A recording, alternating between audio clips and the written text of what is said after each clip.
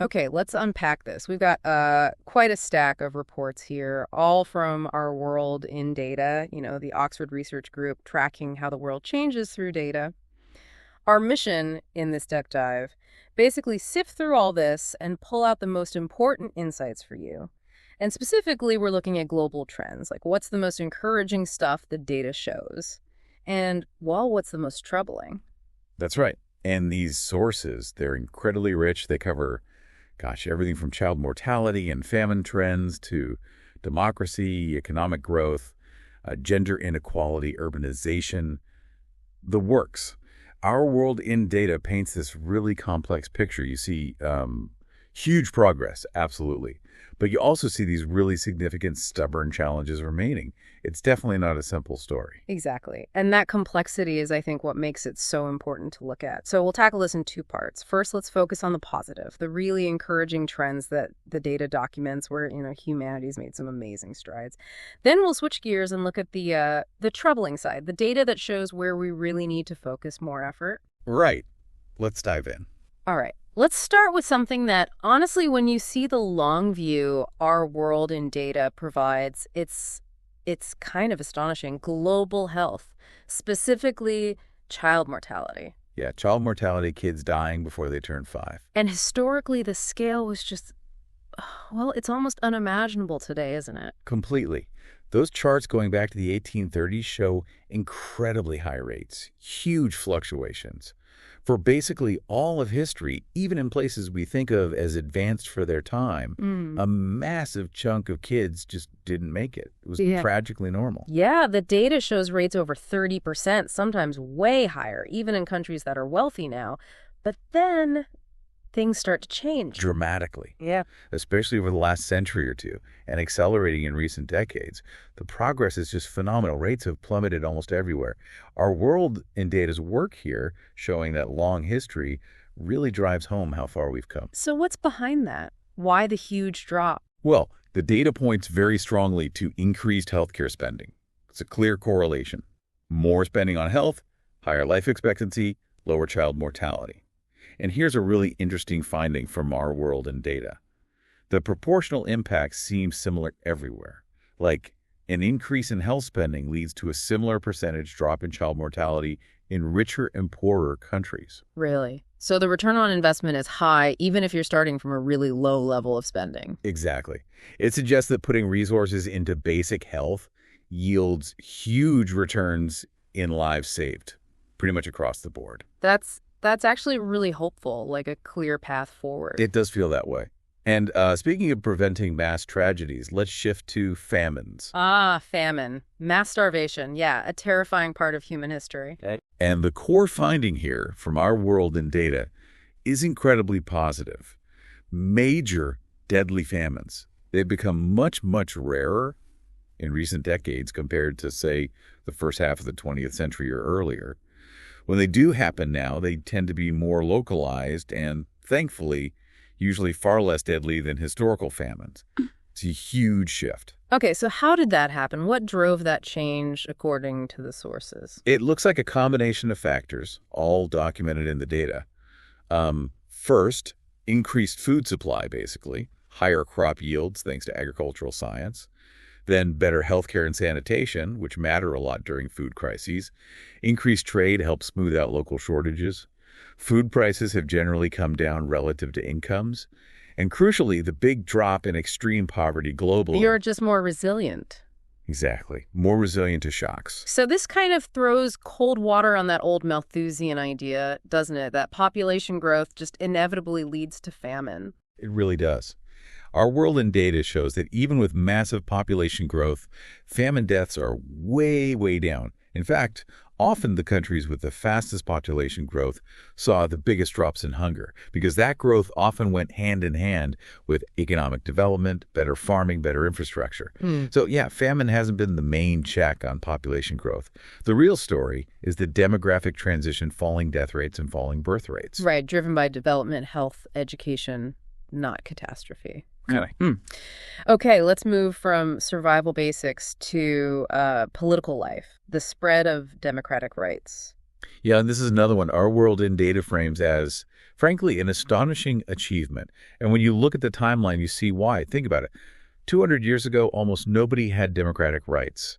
The idea of regular people voting, having guaranteed freedoms, virtually non-existent for most humans. And today, what does the data show? Today, billions live in countries considered democracies.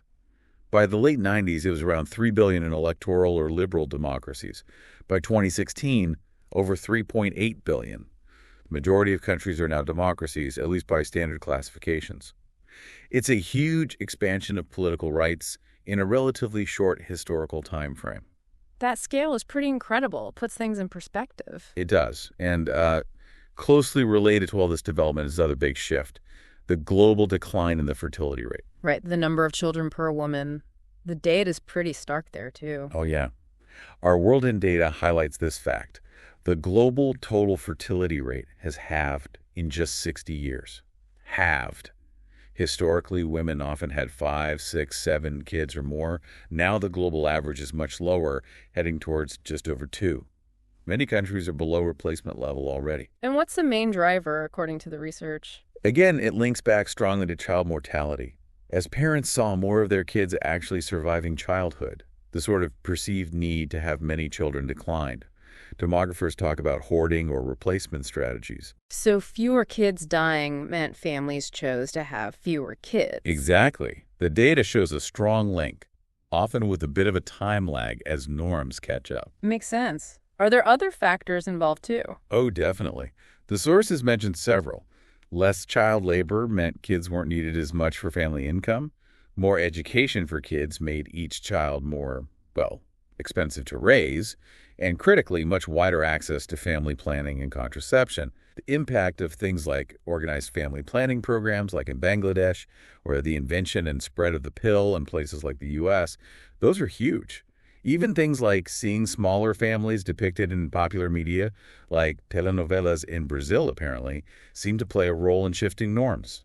It's fascinating how it all weaves together health, economics, education, culture. Okay, speaking of economics, let's hit that huge one. The decline in extreme poverty. Right. And the historical perspective from our World in Data here is vital. 2 centuries back, extreme poverty was the norm. Most people on Earth literally couldn't afford, as they put it, a tiny space to live, food that would not induce malnutrition, and some minimum heating capacity. Just the absolute basics, that was life for the vast majority. And then came what the source calls the most important change in economic history. The Industrial Revolution and everything that followed. Basically, sustained economic growth. This continuous increase in producing more and better goods and services. Think of the jump in productivity they mentioned, like the printing press making thousands of books while a scribe copied one. That kind of leap applied across the economy over time. And the result, globally, shown in the data. A dramatic fall in the share of people living in extreme poverty. Across every world region since around 1820. It's one of our world seasons. In Data's core findings, mapping this historical escape from the worst deprivation for billions. Relatively speaking, the world is massively less poor. A monumental achievement. Okay, just quickly, 2 other positive trends mentioned. The gender pay gap. Yeah, the data suggests that in most countries where we have good data, that gap has been narrowing in recent decades. Especially noticeable in some high-income countries like the U.S. Increased education for women seems to be a key factor there, closing that particular gap. Okay. And trade and globalization? Generally, the trend documented by our World in Data over the last few decades has been towards more trade openness globally. And the data tends to show a positive link between trade and growth, firms getting more efficient, that sort of thing. Plus, consumer benefits, lower prices, more variety. So if we pause here, this first half, drawing on our World in Data, it paints a picture of really remarkable progress, doesn't it? Fewer child deaths, fewer famines, more democracy, smaller families by choice, billions escaping extreme poverty, even some narrowing of gender pay gaps, more trade. Absolutely. That progress is real, it's documented, and it's crucial context for understanding where the world is today compared to the past. Right. But, as we said at the start, it's not the whole picture. Now we need to look at the flip side, the troubling trends that the data also highlights. let's go back to child mortality. The progress was amazing, yes, but that our World in Data report opens with a statistic that just stops you in your tracks. It really does. It's that vital reminder. Progress isn't victory. We still live in a world where 5 million children die before age 5, every single year, 5 million. which works out, as they state, to 10 children every minute. 10 children every Yeah. minute. It's heartbreaking. The sheer scale of loss still happening despite all that progress. And the data just screams inequality here. A child's risk of dying in their first month or first few years is vastly different depending on where they're born. It's still tightly linked to national income. So even as the global average improves, this huge gap between rich and poor countries in child survival remains a massive troubling issue, clearly shown in the data. Progress is real, but it's deeply, deeply unequal. Okay, How about democracy? We celebrated the expansion, but you mentioned setbacks. exactly. Our world in data is clear. Democratic rights have spread, but they are still far from universal. Hmm. And here's the really sobering part.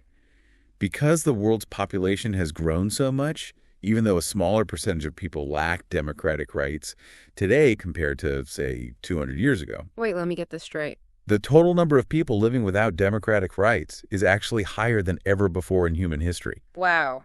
So proportionally fewer, but absolutely more people lack rights because there are just so many more people overall. Precisely. The population grew faster than democracy spread. And the source gives that stark recent example, India, home to 1.4 billion people, Great. reclassified by some key metrics as an electoral autocracy in 2017.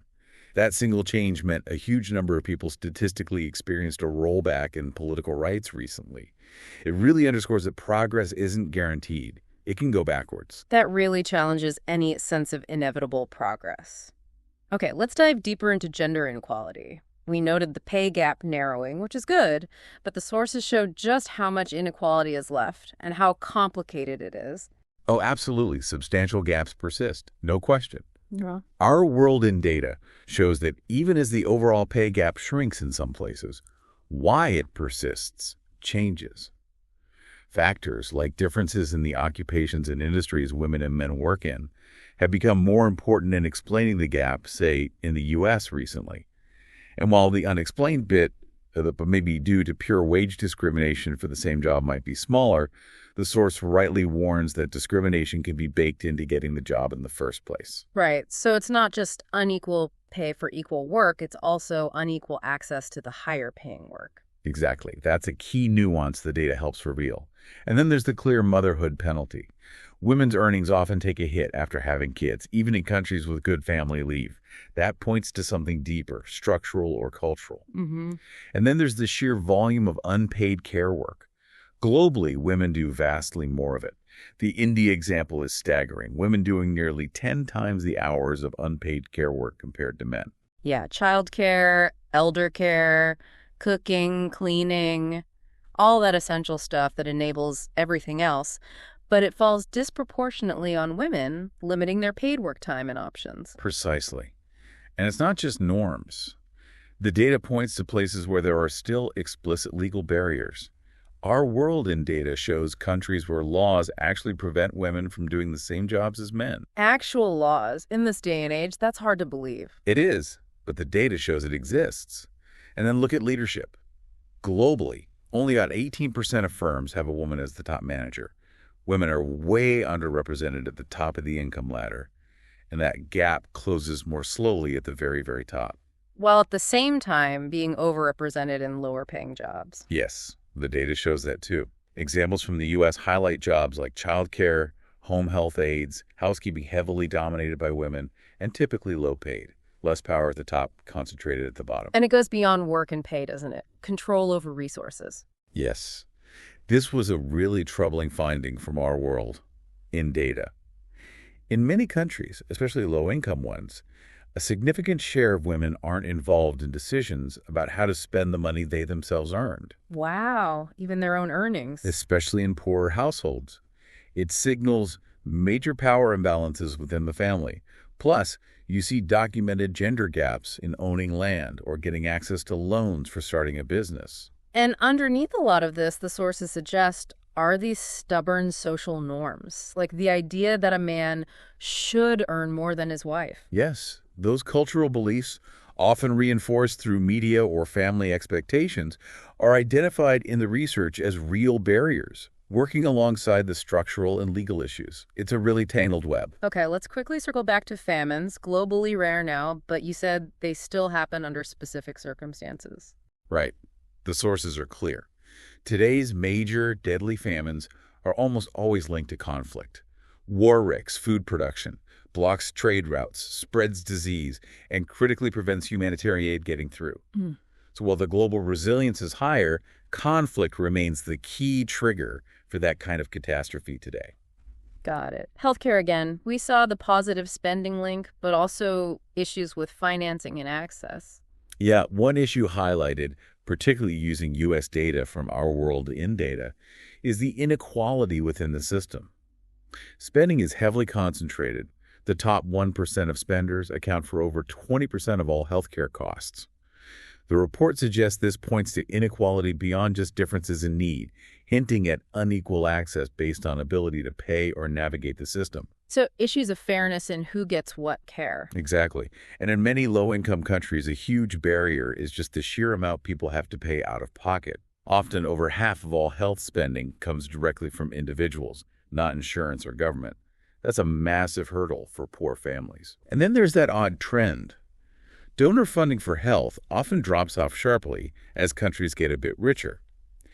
Even though, as we discussed, the data shows the biggest health gains per dollar often come at those lower levels of initial spending. Yeah, that seems counterintuitive. Pulling back just when the investment seems most effective. It does seem like a potential missed opportunity, based on the evidence presented. Okay, nearly there. Urbanization. More people in cities, but are they living well? That's the challenge.